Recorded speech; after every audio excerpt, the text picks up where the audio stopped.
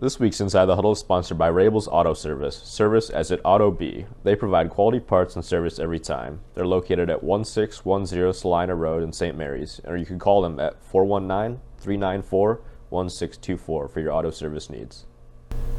Hey readers and followers, this is Jake Dowling from the Evening Leader, and I'm here with Seth Kinker from the Minster Community Post, and we are in week 9 of the Inside of the Huddle preview, and another week of postseason. This would be week 3 of the postseason, so it would technically be the regional quarterfinals.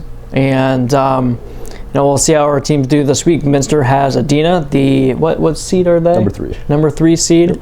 Undefeated team. St. Mary's has the number 1 seed, and Bellbrook and then New Bremen will play St. Henry, a MAC foe, and their week 3 matchup at home. So Minster, how does that matchup look this week? First off, I'm going to go back to their Saturday win. They were the only team in their region, the Division 6, to win as the lower seed. They were number 11. They upset Allen East 14-6, and it was kind of it was just a battle. I mean, they gave up a touchdown early, then Connor Albers blocked the extra point, and after that, the defense didn't really allow Allen East to get anything going. And then alternatively, their offense kind of had success throughout the game. A couple turnovers prevented them from scoring. They got down to the goal line situation a couple times, had a couple fumbles, fourth down stop, but then in the fourth quarter, they were able to kind of finally punch through. They punched one in from the goal line running, and then they got some security points with a pass. It was interesting because I talked to head coach Garen Stokes this week, kind of previewing this game and also touching on that game last week, and I said, you guys have had ball security issues throughout the year. What made you kind of want to focus on the run? And he said, we kind of looked at the numbers. We liked Johnny Nixon's height. He's 6'3", he's a big kid, and he said we just thought if we could kind of go empty that we would have chances to run the ball and have some success there, and they really did. I talked to Johnny Nixon after the game, after their win, and they outgained Allen East 304 to 210. Rushing wise, it was 173 to 44. Nixon had 150 yards himself on the ground with 32 carries. He also added, he went 12 through 16 through the air with 131 yards, a touchdown and a pick. So he could really set the tone and was the offensive leader for them, obviously, as a quarterback usually is. But with those kind of runs over the left side over and over throughout the game, you could hear the sideline just yell, "Pound the rock." It was interesting because they saw the success they had even when they were stymied on the goal line a couple times. They knew that even though they weren't converting those, they weren't getting beat. They were beating themselves, so they knew they could have success in the run game. Jack Coney had 3 catches for 53 yards. Austin Wellman had 3 catches for 42 yards, and then Phil Traska also added that touchdown. He had 2 catches for 24 yards. The 1 catch for 23 yards for that touchdown in the fourth quarter. Defensively, like I said, they shut down Allen East really after that kind of first quarter touchdown. They had 2 picks, a fumble recovery, and then multiple fourth down stops. Austin Wellman was the leader there. He had 8 total tackles. Adam Kettner had 5 total tackles, a fumble recovery as well. Nathan Bergman, a senior defensive lineman, he had 4 total tackles, 2 pass breakups, including the one to kind of secure the game for him, get him back so they could knee it out. He also had a pick as well. Devin Webker added the other interceptions. So just overall, just a very impressive showing by the Minster defense as well against an offense that showed they could run and kind of pass the ball early. They really took everything away from them and didn't allow them to do anything they wanted to do. So like you said earlier, Frankfurt Adina this week, the number 3 seed, they're undefeated. Stokes said, I said, what's your focus heading into this week after coming off that huge upset win? I mean, what did you kind of want to see fine-tuned moving into this game against a very talented team? He said, it's got to be a cleaner play. The technique and the fundamentals need to be better. They're averaging 46 points a game. They're only giving up 10.5 points per game. So it's a team that's really kind of shown that they can score a lot and they can defend as well. The last thing I kind of asked him, he gave me a quote. He said, they can do a little bit of everything. The quarterback is a stud. The running back is a stud. They've got some receivers. Their offensive line is big and physical. They're just a huge threat overall offensively. But this is the type of the game you want to be in. It's the perfect situation. If we want to keep growing, these are the games you have to play. So he's just looking at it as just another chance. We talked about, I said it's been a challenging season for you guys. What did you feel about this team and this group after that upset win over Allen East? And he said, too many people kind of look at wins and losses and judge that on a season being good or bad. And he said, for us, it's growth. How are we doing? How have we improved? And he said, for us, looking at that from that point of view, we're having a great season so far. And then that kind of led into the last part of the quote there. If we want to improve and keep get better, we have to play these teams like an undefeated Frankfurt Adina. So that does it for Minster. Who does St. Mary's have this week? Yeah, so St. Mary's plays the top seed in Region 12 and Bellbrook. Bellbrook is 7-0. They're coming off a bye week in week 1 of the postseason. Week 2, they beat Shalimon Julian 58-0. Mm-hmm. That was originally a team that St. Mary's was supposed to play in week 1 after Thurgood Marshall had their season postponed real quick, and then obviously COVID changed more things, and they went with the Western Buckeye League schedule, so they ended up dropping Shalimon Julian. But anyway, so a big win for Bellbrook. Bellbrook is a very good team. They've kind of built their program to have a season like this. Coach Doug Fry had said that this is kind of the season they were looking to make that run. A very senior-laden team. I'll go back to that a little bit later here in a bit. But St. Mary's last week against Franklin, number 8 seed versus the number 9 seed. St. Mary's got to host that game, and it was a 6-0 win. Very low-scoring game, obviously, and not a whole lot of offense. I mean, Franklin came in with a very good defense. Obviously, St. Mary's predicates themselves on a very good defense. So.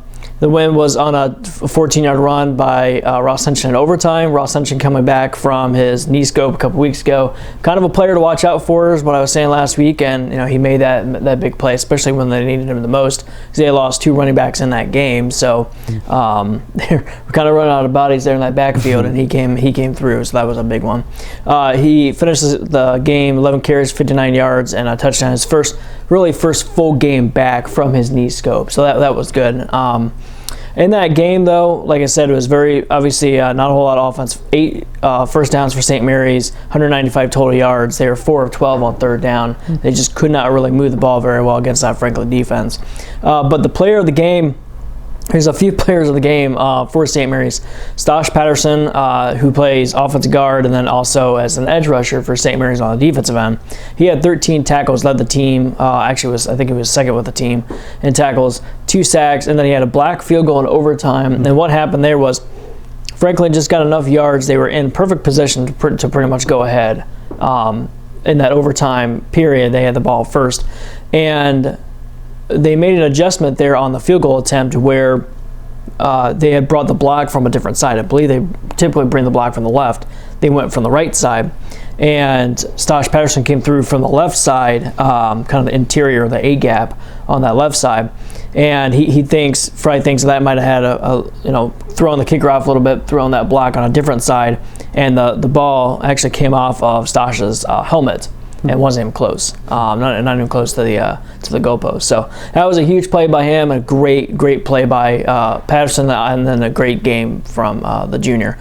And then also 100 faults on the defensive line. He had 10 tackles and a sack.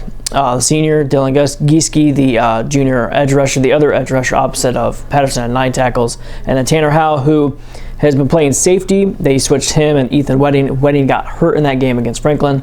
Wedding had moved into inside linebacker. Howe moved back into his natural position at Mike linebacker. Had 19 tackles. So that was really big for the junior to have that really good of a game. And they'll be using him at that middle linebacker position this week against a team who runs the wing T, just like St. Mary's does. Fry had described the wing T offense run by Bellbrook as a little bit of sugar and spice, and what he meant by that was they do a lot of pre-snap motions. St. Mary's, I can't remember a time St. Mary's on offense ran a pre-snap motion. They pretty much run a 3-back set and they stay where they are and then they go with their snap. With Bellbrook, they usually go with a 2-back set. Sometimes they go with a 3-back. Or what they'll do is they'll have another player, the motion player, act in the backfield, pretty much just off the line a little bit, but you're not really in the backfield behind the quarterback. So that's what they typically like to do. A little different than St. Mary's does, but same concept. Run-oriented team. They don't really pass a whole lot like St. Mary's. So this is a very similar offense to what St. Mary's runs. I asked Fry, is that kind of an advantage for the defense? He said it can be, but it also can be an advantage for Bellbrook's defense because they see the same thing on St. Mary's. Yep. Seth Borandy is the lead rusher for Bellbrook. He had 718 yards and 8 touchdowns. Now he was hurt in the regular season finale for Bellbrook against Oakwood, and another big one for Bellbrook in that game. He did not play last week against CJ, but he is a game-time decision. From my understanding, Fry said he may or may not play, so I don't think they really know if he's going to play for sure. But that would be a big player that they would lose. However, Ashton All came through last week. He was an all-Southwestern Buckeye League player at linebacker. He plays running back, didn't really see a whole lot of action, had I think 100 total yards and 1 touchdown on the season at that running back position. Against CJ last week, he has 232 yards and 4 touchdowns. So they don't really miss a beat if Borndy can't play. It seems like they can just plug anybody in, and then they can just run the ball. So they have a lot of depth there. Obviously, they average 42.8 yards per game. So it's a very high-powered offense. Doesn't really matter who they have in there. But if Borndy doesn't play, I think that'll be a little bit of an advantage there for St. Mary's. And coming into this game, St. Mary's is an underdog in a way, and it's weird because we don't see St. Mary's be the underdog, but Bellbrook is the top, not only the top seeded team in the region, they're also the number 2 state-ranked team in Division 3. St. Mary's has been state-ranked all season long. So it's weird to talk about them as the underdog here. Even in games like against Wyoming in 2018, I don't think people saw them too much of an underdog. Both teams were state-ranked. Both teams had their strengths and weaknesses. Obviously, Wyoming came up with a rout there in that state semifinal. And everybody knows that Trotwood and Madison is going to have an edge over anybody they play.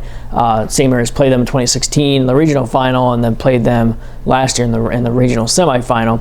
But you never really come into a game thinking, man, St. Mary's is really an underdog. But they feel that way, not because Bellbrook is good, not only because of that, but they have a lot of talent on this team. But Fry had said after their win against Franklin, we're not overly talented. But one thing that they have that I would argue that other previous St. Mary's teams haven't had is character or resiliency. They've had that throughout the season, and that's something that assuming that they don't win next week, I'll talk about a little bit more next week. But games against Walpock, that was an overtime game. Last year when they played Walpock in overtime, they lost that game. They came out with a win against Walpock in week 2 this year. They couldn't get the offense going against Bath. They rode that ship and blew them out in that second half in the week 1 win. Then week 3 against Otto Glandorf, they couldn't get the offense going again. They couldn't score. I think the first 3 quarters they didn't score a single point. And they eventually forced overtime in that game and lasted to double overtime in that game against Ottawa Glandorf. Van Wert, they come in a high-powered offense. Obviously, St. Mary's has a lot of struggles on offense, and they stuck with Van Wert, a really good team who's still in the playoffs. Ottawa Glandorf, also a really good team, still in the playoffs. And they only lost by 6, and they had a chance to win that game. Against Shawnee, the offense wasn't really going in a really bad field conditions in Shawnee. They come out with a win on a Brandon Bowers field goal. So all season long, things haven't really worked out for them, but they've been able to have that character, have that resiliency. And that goes back to, heading forward now with Bellbrook, they're going to have to ride that resiliency a little bit more because they lose 2 running backs. Either one in a running back, and then Aiden Hinkle, who is the power back pretty much at fullback. They lose both those guys, and that's just a huge part of their offense. They're going to lose. With that, on the flip side, on the defensive end, Wedding, who was playing middle linebacker, he started out the season at safety, and then they switched him at middle linebacker. So with him out, they move Howell back in the middle linebacker spot, but that leaves a spot open for safety position. So there's a lot of shuffling that they have to do there. That's somebody that they'll lose. That's somebody that they'll have to plug back in. And talking a little bit about the defensive shuffling, they've had to do that all season long. Another factor of having to have the character on that team. Brandon Bowers, for example, is the team's kicker, but he's also had to play wide receiver. He's also had to play cornerback this year, and that is starting to show now because his legs aren't as fresh. And so they've had to have somebody else kick. And Bowers was able to focus more on his duties a little bit at kicking, but then with Ethan out for the season, with Hemmelgarn out for the season earlier with a broken collarbone, he had to resume those roles, and now the last 2 games, Spencer Troglin has had to take on the kicking duties. So just a lot of shuffling they've had to do. They've been able to maintain their character. So, that's why they come in as underdogs, because they don't have the talent as they had in 18 when they went to the state semifinal. Like Fry said, they're not overly talented. They're talented, but their lack of consistency kind of factors into that too. You have a lack of consistency because you have so many players in and out, but they've had, I would probably say, the best sense of character on this team that they've had really since Fry has taken over. Maybe 16 or 17, they had some pretty good character, but this one with all the close games, they've had a lot of character. So we'll see. I think that could be an X factor, but it's going to be, like he had said, the biggest challenge for them to date this season is beating Bellbrook on the road. It's an hour-and-a-half drive, #1 seed, and Bellbrook's kind of built to make a big postseason run. But I think St. Mary's will give them Bellbrook's biggest test of the season. So we'll see what happens. So yeah. Okay. New Bremen, St. Henry. Yeah. That should be interesting. Yeah. So first off, #3 New Bremen coming off a running clock win over Southeastern, 52-7. I mean, there wasn't really much to talk about with that one, but one of the things I did talk with head coach Chris Schmidt about this week was he was just very, very happy with how his team came out early and took care of business. They had that week off with earning the bye week as the higher seed, and so he's like, we could have come out sluggish, but we came out strong. We came out early. We set the tone early, and he was just very happy with after that big win against Versailles a couple weeks ago. He said he was happy they carried that momentum kind of right over into the game. And so kind of looking ahead to this week, one of the things that I thought was interesting, it sounds like coach speak, but since I've moved down here, being new to the area, it's accurate. He said, we're facing St. Henry this week, but it doesn't matter. It's a MAC opponent, so we know it's going to be a tough, grinded out game, right? It's both teams are on 3-game winning streaks. They ended their regular season strong. St. Henry did beat Grove City 47-7 to advance. Programs, they're both similar in the sense that I asked him, obviously they have the same record, but I said, where else do you see kind of similarities and differences with these programs? And he said, both of us like to hang our hat on the defense. We like to run the ball. We like to set the tempo and control it from there, and then kind of work from there. Both of them really want to kind of establish that run, though. So he said he was very complimentary of their defense. He said, if you look at both of our teams, like I said, we're similar, but if you look at some of the defensive statistical categories, both of our defenses are near the top, but he said St. Henry's defense is even better in some regards there. So he has a lot of respect for that St. Henry defense and knows the offense has to be sharp coming into the game. From week 1 to now, St. Henry lost to Coldwater in week 1, and I said, what has really changed? How has this team evolved and changed? The teams change week to week, but definitely you can see a big measuring stick of where they won from week 1 to now. And he said, it's just a team that they lost a lot of guys to. They got some guys back. I meant as the course of the season went on, maybe through injuries or whatever it was, maybe COVID quarantine. But he said the big thing that stuck out to him was last year was just a really young team. They just had a lot of young guys in a lot of positions, and then now this year he's just seeing some of the same guys, just older guys with now more quality game time experience, and you can't really replicate that. You have to get that experience. And although they had that tough season last year, now they're kind of getting into some of that quality playing time.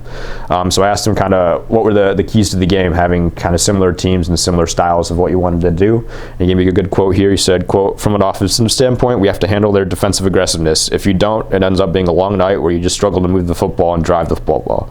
We need to make sure we can do that offensively on our side of the ball. And defensively, if you let them rip off runs and control clock, that puts pressure on you as well. And with any playoff game, as you get deeper into it, turnovers and special teams are key. Those become more and more critical as the playoffs go. So obviously they want those big time momentum plays with those turnovers and special teams plays there. So I think it's just going to be a tough, typical grinded out MAC game, except this time we're just now in the postseason." All right, so sounds like it should be a really good matchup, for sure. Yeah. So that's on Friday night. St. Mary's obviously plays on Friday night, and the Minster's game will be on Saturday.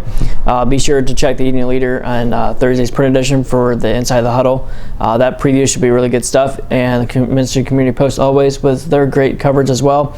And hopefully we'll see you next week. Also, just a shameless plug with postseason time and other sports as well in volleyball. All of our teams are making their run, so that should be pretty good. Sectional semifinal starts Thursday, so that should be really good too. Also, be sure to follow us on social media and Facebook, Twitter and Facebook for that. Obviously, our print editions for those matchups as well, so that should be really interesting. Until then, thanks for dropping by. We'll see you next week.